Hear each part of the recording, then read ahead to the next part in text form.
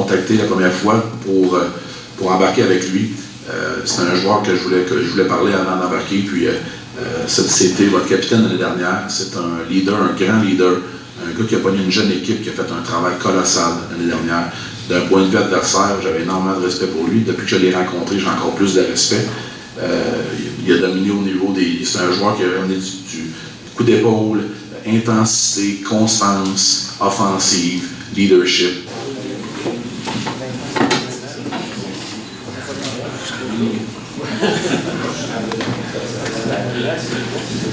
Est-ce que je peux te demander de parler?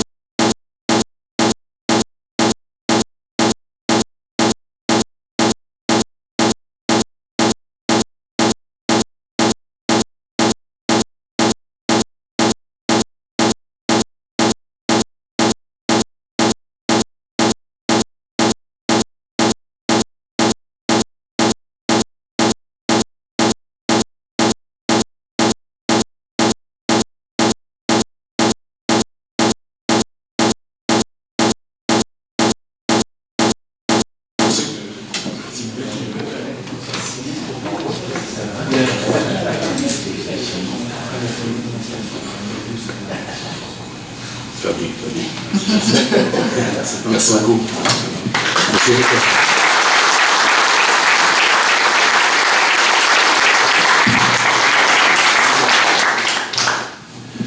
Le second joueur que je vous présente aujourd'hui, c'est un ancien nouveau, un nouveau ancien, dites-le comme vous voulez. En fait, c'est un joueur que j'ai eu le malheur d'affronter trop longtemps, trop souvent.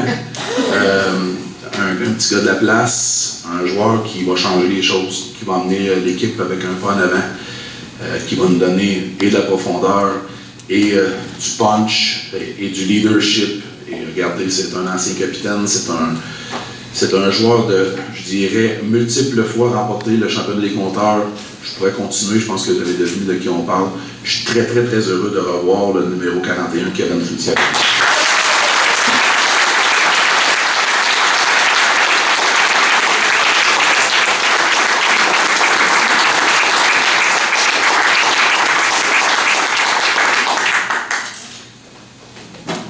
Je vais lui remettre le numéro 11, n'inquiétez-vous pas, son numéro 41 s'en vient.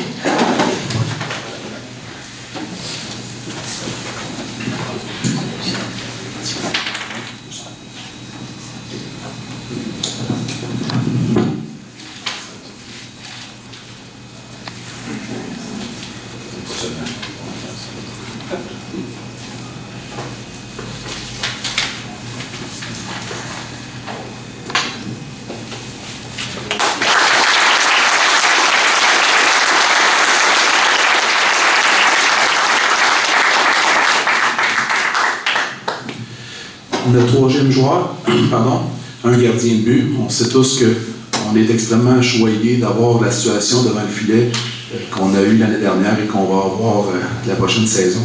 Je veux dire, on sait tous à quel point ça a un impact sur les issues des rencontres et les issues de séries. Il était un petit peu malchanceux au niveau blessure l'année dernière, mais ça n'enlève absolument rien à sa capacité aussi, à l'impact qu'il y a dans ce vestiaire-là. Lorsque j'ai embarqué à Saint-Georges, à Saint-Georges, j'ai posé des questions à plusieurs joueurs dans l'équipe. J'ai eu le droit avec M. Marcel de parler un petit peu à nos joueurs. Puis ce que j'ai beaucoup apprécié, c'est la qualité des êtres humains, la chimie que ce groupe-là avait. Ils ont passé à travers des périodes difficiles avec les années passées. Puis souvent, c'est dans ces tempêtes-là qu'on forme les plus grandes alliances. Puis un des joueurs qui avait ce titre-là au-dessus de sa tête, c'est notre prochain invité, M. Hubert Morin.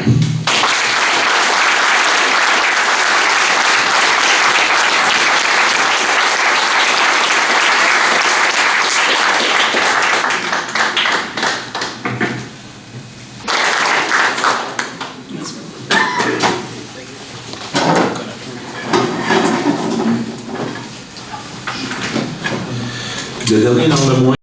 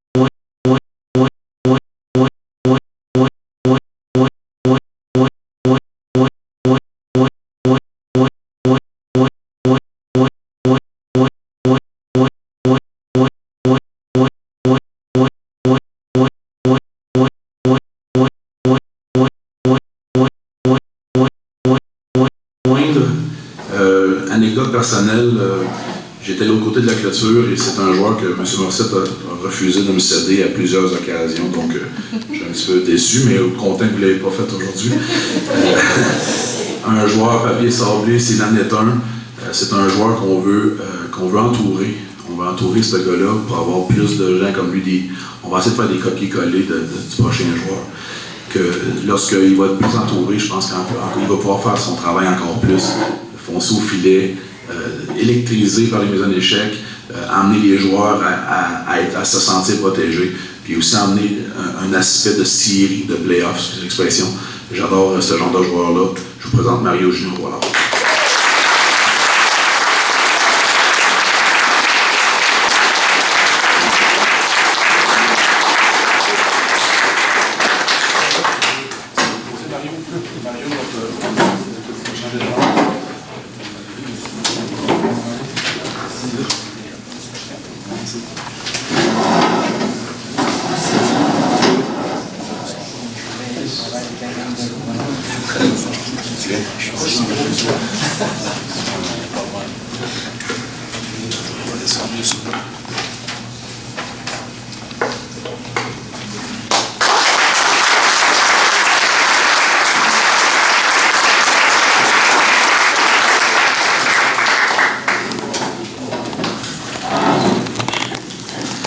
Avant de céder la parole, j'aimerais finir avec une petite anecdote qui est anodine.